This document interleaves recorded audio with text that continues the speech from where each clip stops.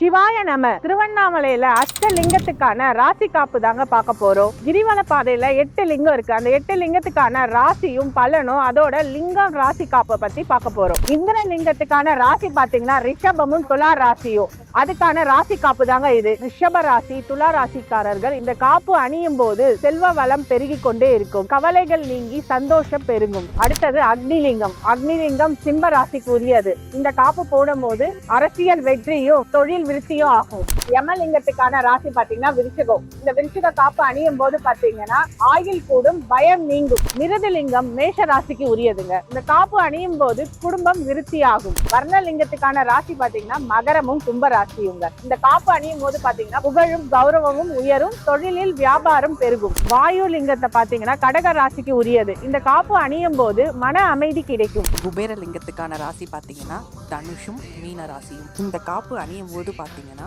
ஞானமும் மோட்சமும் கிடைக்கும். ஈசானி லிங்கத்தோட ராசி பாத்தீங்கன்னா மிதுனமும் கன்னி ராசிக்காரர்களும். இந்த காப்பு அணியும் போது பாத்தீங்கன்னா ஆரோக்கியமும் மன உறுதியும் கொடுக்கும், கடன் நீங்கும். அஷ்டலிங்க ராசி காப்பு வேணும்னா ஸ்கிரீன்ல தெரியுற நம்பரை கான்டாக்ட் பண்ணி வாங்கிக்கலாம், இல்ல நம்ம ஷாப்புக்கு நேரா விசிட் பண்ணி வாங்கிக்கலாம். நம்ம ஷாப் எங்க இருக்குன்னு பாத்தீங்கன்னா திருவண்ணாமலை ராஜகோபுரம் நியர் ரெட்டப்பிள்ளையார் பூஜா ஸ்டோருங்க.